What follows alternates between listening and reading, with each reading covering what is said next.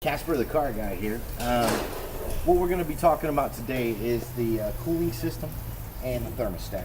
Now these two things are related, obviously. The thermostat controls the cooling system and allows your system to run at an optimal temperature. So the coolant comes from the reservoir down into the radiator, and it's going to go through the core, and it's cooled off by the fan. It flows from the bottom of the radiator on this particular brand of radiator and car. Some work the other way around. The coolant's going to come up in being pumped by the water pump into the water jackets and circulate in there until the thermostat reaches approximately 160 degrees is when it's going to start opening up. Now once that thermostat fully opens up at approximately 180 degrees, it's going to allow the coolant to make a complete cycle, which it will flow through the water jackets, up through the thermostat, into the radiator, and back down and complete another cycle. We'll be taking different temperatures as the day goes on so that we can show you what the different temperatures are going to be when the thermostat's closed and open. Thanks. All right, so we just started the car up. We're running on a 4.6 liter, and right now the upper radiator hose is reading at about 85 degrees.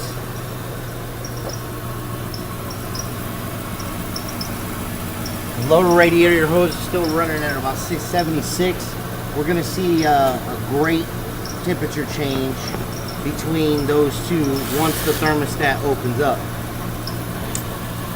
Once the thermostat opens up, at about, like I said, about 160 degrees it starts to open up, and about 180 degrees it's wide open. There'll be a very large temperature change from this bottom of that thermostat housing and the top. We're already seeing a little bit of a temperature change now. It's reading 114, and the top is reading about 110.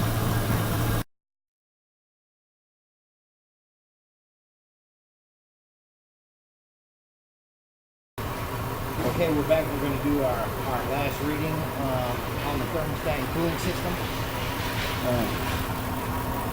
We're right at 180, between 180 and 185 on the bottom of the thermostat.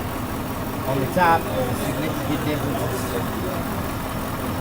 175 over here at the intake. About 165 degrees, and on the that's on the out on the end.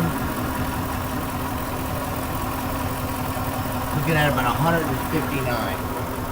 So we're looking at anywhere between the 20 and 25 degree difference, and so obviously the thermostat and the cooling system is working properly.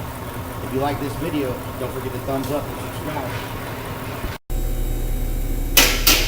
Hey, Casper the car guy here. We're going to do a pressure test on the cooling system today.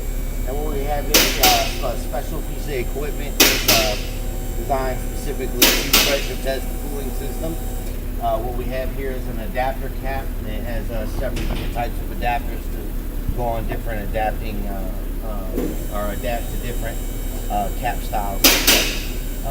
So what we're going to do is we're going to pressurize the system, and then kind of do a very detailed inspection of the entire cooling system in a whole to see if we can find any leaks. So what we do is, like I said, they have an adapter cap here. We just find the right adapter cap. You can get these at different auto parts stores. I'm not going to endorse anybody right now because nobody's paying. Okay, so we're going to go ahead and pump it up and get the system. Now this system is supposed to be operating at 16 psi. So as we pump it up here, we see that as soon as it gets to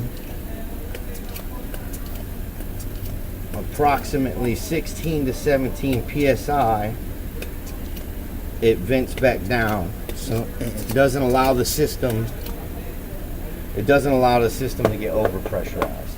So now that the system is pressurized, we just take a good amount of time and inspect all your different locations. So you want to check your hoses, your connections around your thermostat housing, your radiator in general. And the reason that we do this test is so that we can listen to hear the air escaping if there's a leak while the vehicle's not running. If you begin to see the dial drop down slowly, then you know that you have a leak somewhere.